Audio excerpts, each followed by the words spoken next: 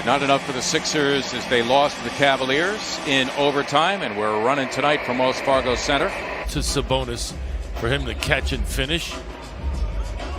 And be the opportunity here, the immediate double from Brogdon, but before he can arrive, Joel, 42 points, 13 boards, 6 assists, 2 blocks. And the overtime loss to the Cavaliers, boy.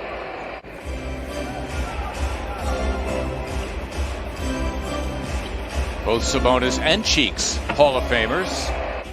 Embiid eyeing up a three, had a couple of threes late in overtime, kept the Sixers alive in that one, and that is good news. This is what the Sixers did earlier in their loss against the Cavaliers. Live ball turnovers, resulting in runouts. Turner finishing his business at the other end after a one-game absence. Did not play in New York because of a sore right knee. That was a long giant killer. Embiid dancing inside. Simmons all the way to the cup. Nice aggressive move on Malcolm Brogdon.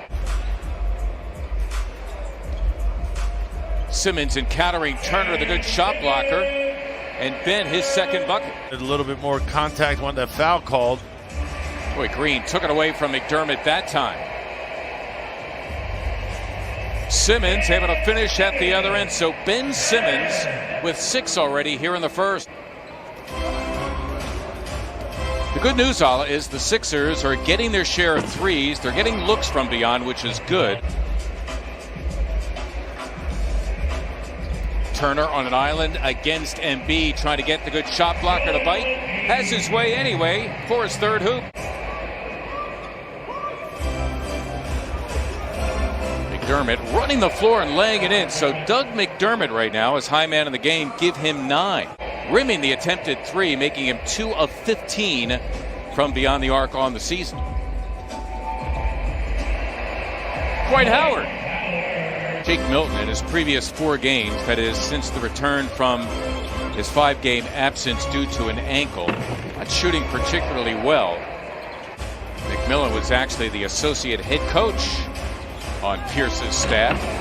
Nice move by McConnell. Take it on the rookie Tyrese Maxey, who's come on, would come up big, and he did Saturday at New York with 17 points and 12 assists. You could count it, and a foul.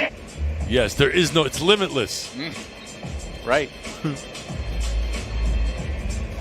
Tough move. Beautifully done indeed by Tyrese Maxey. 12 days, almost 2 weeks on your calendar. Yeah, what's more inviting? You're on the road for a week and a half, and oh, by the way, before you get home, stop in Cleveland. Shake feeling it. But not as consistent as he was last year, a breakout season, as Thibault comes up with a turnover, and Korkmaz on cue buries the three-pointer.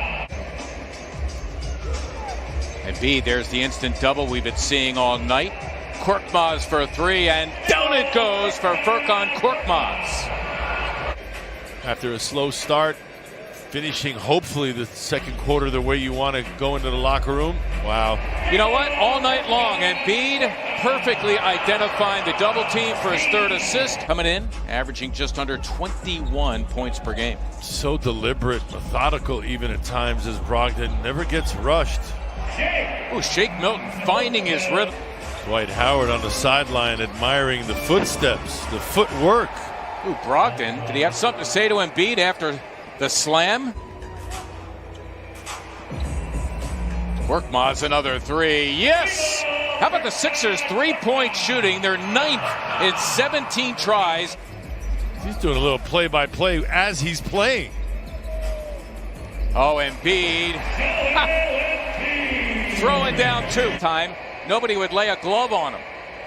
Milton, the lob for Thibault, who slams for 2, and the Sixers leading by 17. Both hands on the ball. I'm more reluctant to call that foul, but if you've got one hand off of it and you're just hooking, well, then it's obvious. Embiid, I think he went for the steal there. Undersized and still gets it done.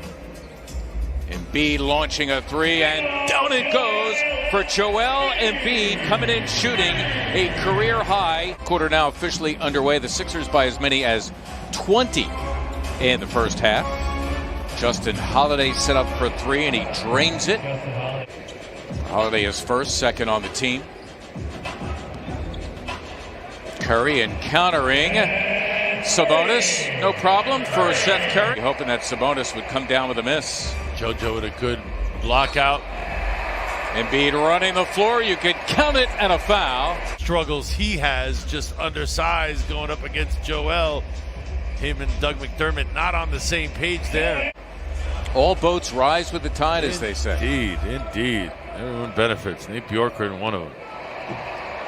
TJ McConnell, by the way, replacing McDermott. Good hands. Indeed. Curry helping out Embiid. Simmons flying down the floor and slamming for two. The Indiana Pacers, 4 of 19 from beyond the arc, and tick above 21%. What a different story for the Sixers as Simmons. This regime under Coach Bjorkgren and Nate McMillan is that there was a more emphasis on shooting threes as they drive and kick there. Brogdon to Turner. I'll get over it. Okay. I'll bounce back. And beat off the double. There's Mike Scott burying the three. Joel has been great at identifying their double teams.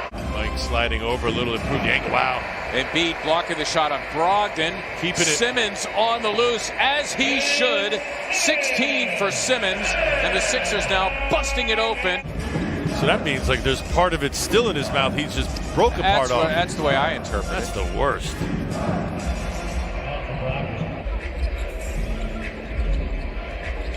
Curry working it with Embiid. Joel once again. Jump shot this season has been extraordinary. Sixers their largest lead at 31. Brogdon now getting his, give him 15. That leads Indiana. When I went to the record book, I saw Eaton's name on the top, but that 3.5 is his career average, which is an NBA record. His shot, he's 3 for 3 from beyond and 4 for 4 overall. Give him 11 points as Edmund Sumner is able to get inside. He's done that like 3 times now. Just camp out in the lane back then with the rules defensively. Man, he was a space eater. Howard slamming back the missed 3 from Matisse Thybulle. Pacers that time got caught trying to out-jump the Sixers instead of getting a body on somebody. Dwight. Oh, Brogdon now. The starting 5 could take a night off. The starting 5 did not log a lot of minutes in that game. Justin Holiday looking for the potential 4-point play. But you've got to handle that pressure well.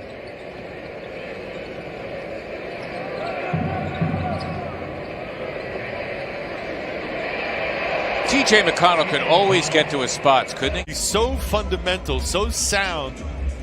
He gives himself a chance of knocking that down each time. Dwight Howard bullying his way on Sabonis. He split that double team oh so well, did Shake Milton. They tried to trap him. He was strong with the ball. Sumner again? Yeah. Sixers by 20, by as many as 31. Indiana had a 7-point lead, their largest. That was way back in the first quarter. Ooh, had Dwight for a hot second. Matisse didn't see him. And Furkan Korkmaz sees his way to a 3.